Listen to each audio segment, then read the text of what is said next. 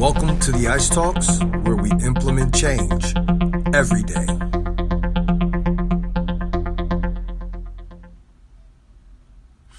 Hey, how you doing? Harold S. Reed Jr. here, also known as hrjr, your motivational coach. And welcome back to another episode of the Ice Talks. I know I've been away for a couple of weeks.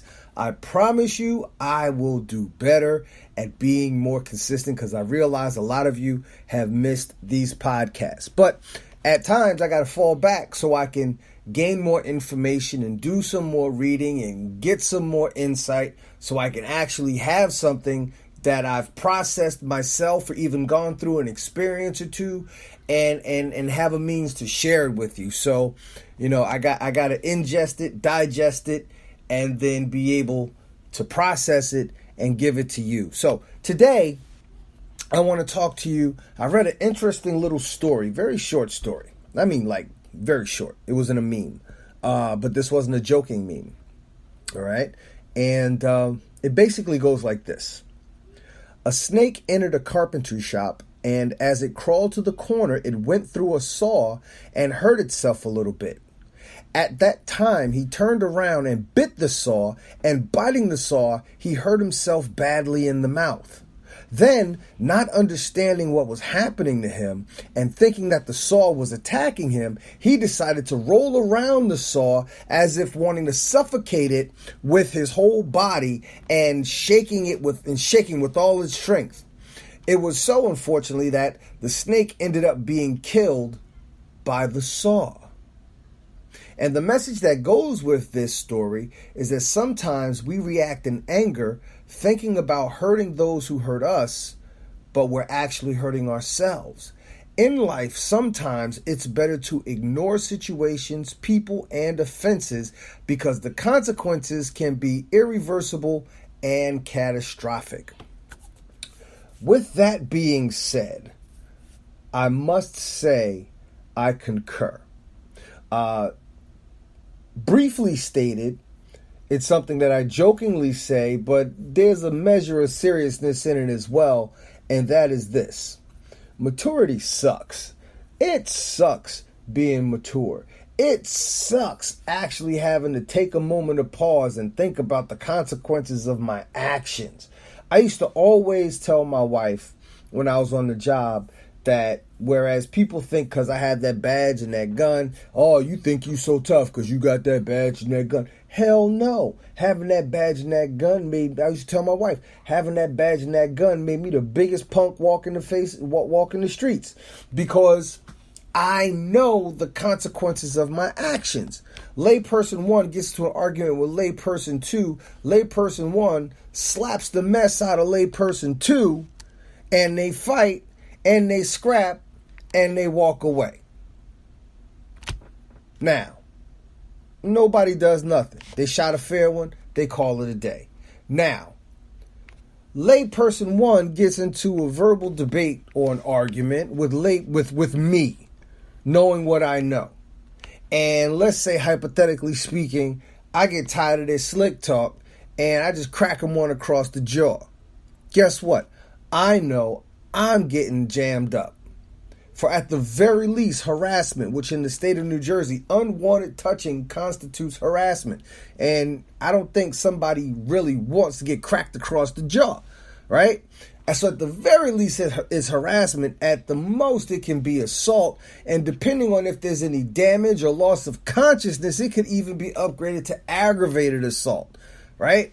So in the end, who gets hurt from that situation? Yeah, this person might have a sore jaw or even a broken jaw and a bruised conscience, but when it comes to dealing with the aftermath, the consequences of that, who has to deal with the brunt of that? Who would have to deal with losing their job? I would have to have dealt with that outcome. So I would always take a moment of pause. I know I am not falling for the banana in the tailpipe.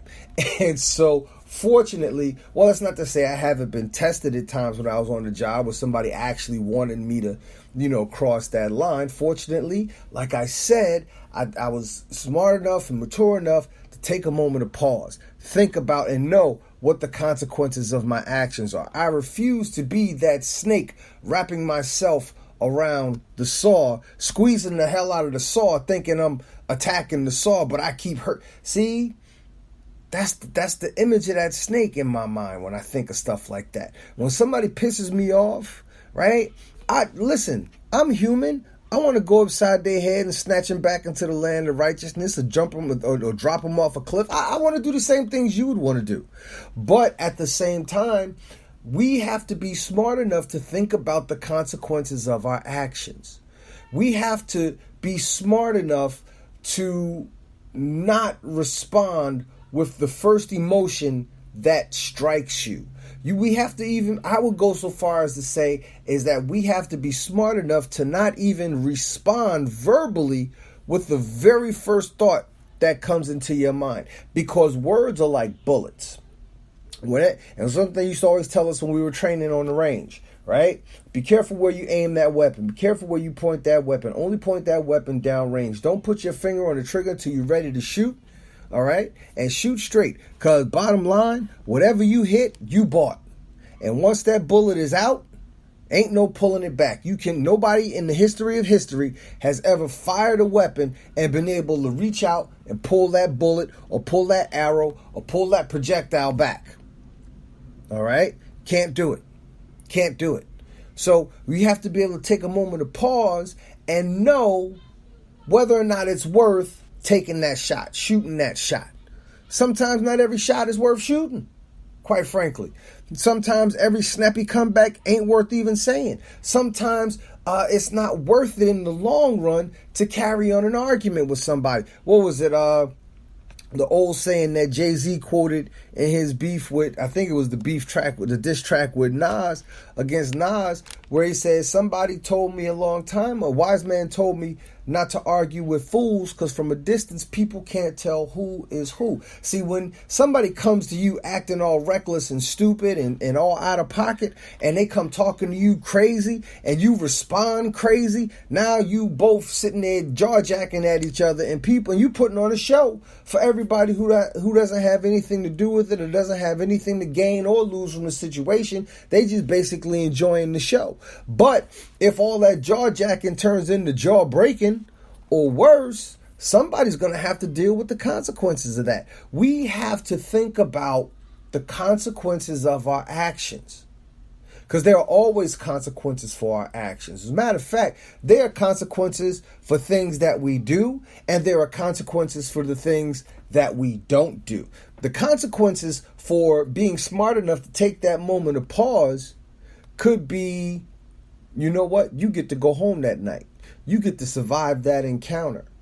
On the other hand, the consequences for, all right, nobody gonna talk that way to me. I'll show you. And then you throw that punch and you just expect a light, crack across the jaw, but you don't know how that person's body's gonna respond, what's in the surrounding area. So you punch that person and they turn and then they fall and then they hit their head. And whereas it would have normally just been a punch across the face, right? They hit their head, they're out cold, they hit their temple, they go into a coma or whatever, right? You're going to have to wear that. You have to wear that. Nobody got time for that. Listen, I don't know about anybody. Listen, I ain't got no time for no jail. I ain't got no time for no assault charges. I ain't got no time to be trying to hire no lawyer. I ain't got no time for no, civil lawsuit in case I beat the criminal laws, the charges. Who got time for that? If you really about doing something with your life, who has time for that nonsense? Who really has, tell you the honest to God truth, who really has time for most of the BS arguments you get into with people on social media?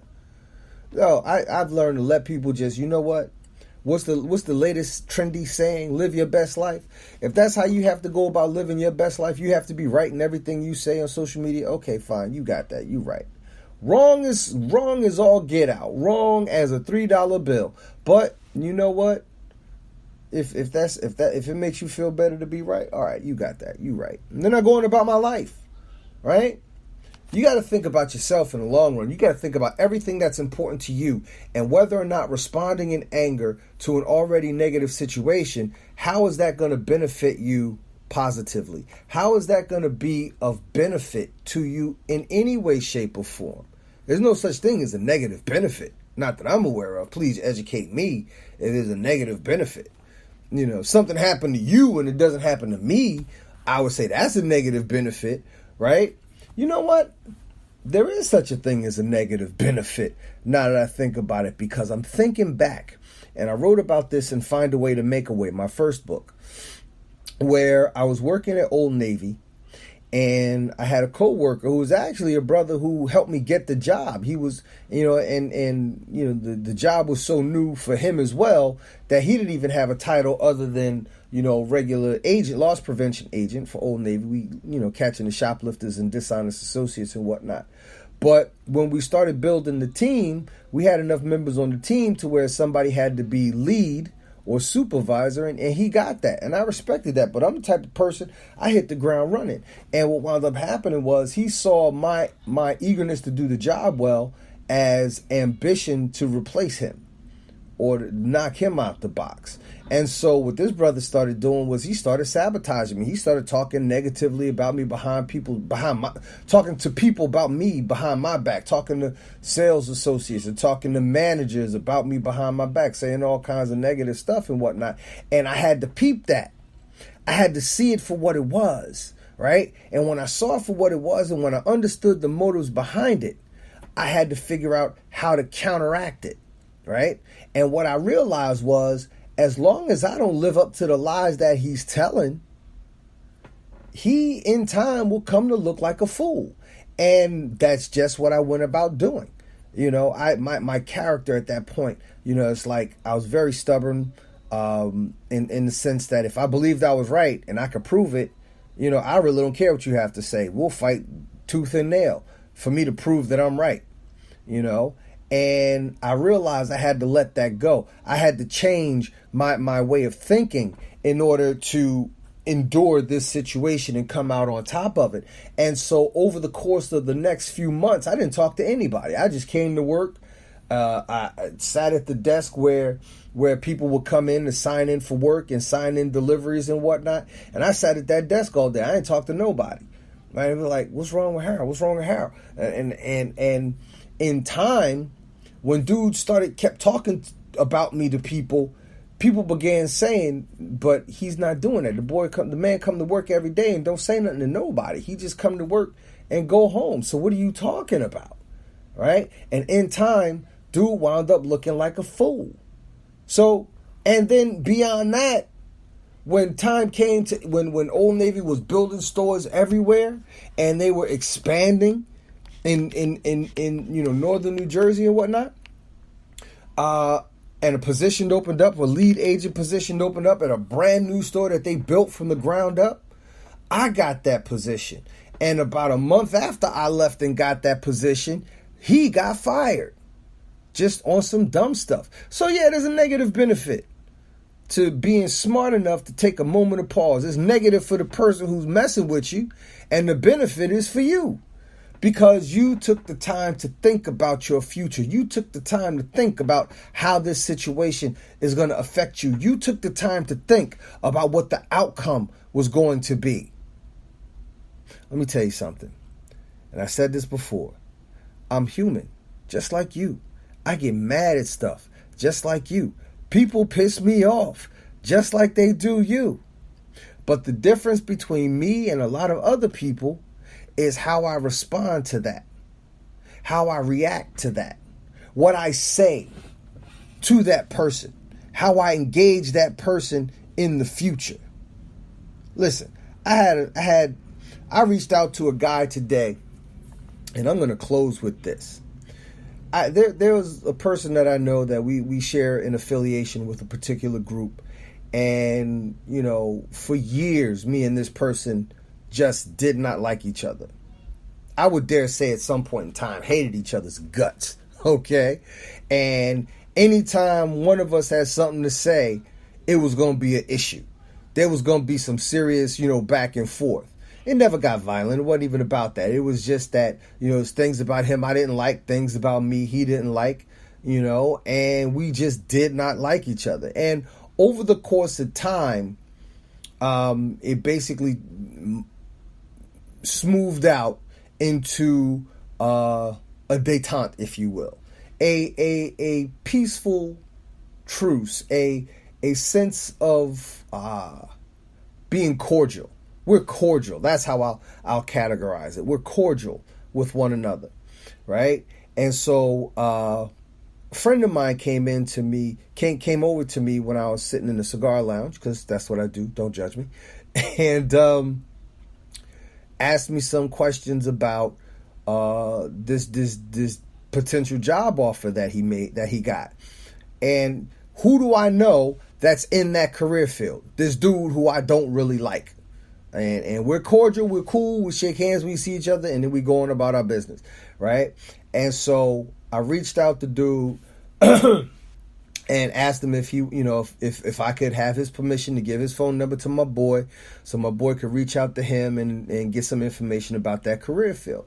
And he was like, yeah, cool, no problem, right? Now, that's because some time ago, at least on my end, and I'm certain on the other dude's end as well, we took a moment of pause and realized that, this arguing back and forth is getting us nowhere. It's a waste of time. It's a waste of effort. It's a waste of energy, and I don't see myself calling this dude a friend. I don't think he calls me a friend, but we can be cordial with one another. If there's now, guess what? Now I owe him one. All right, he looked out for me. He looked out for my partner, my boy. So if he comes to me with a reasonable request, I'll be so inclined to oblige him. Right? This all comes from taking a moment to think about how we respond to the things that come our way. All right, and I did say I would close with that story, so I'm gonna wrap it up with this. All right, life is about 10% of what happens to you.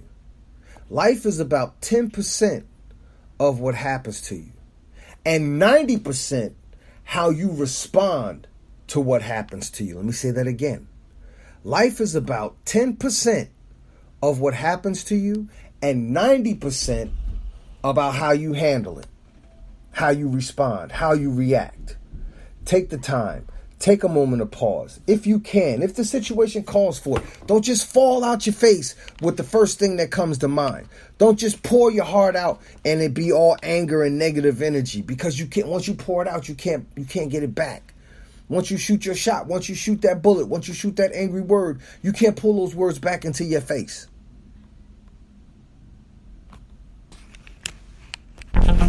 This has been Harold S. Reed Jr., and thank you again for listening to the Ice Talks, where we implement change every day.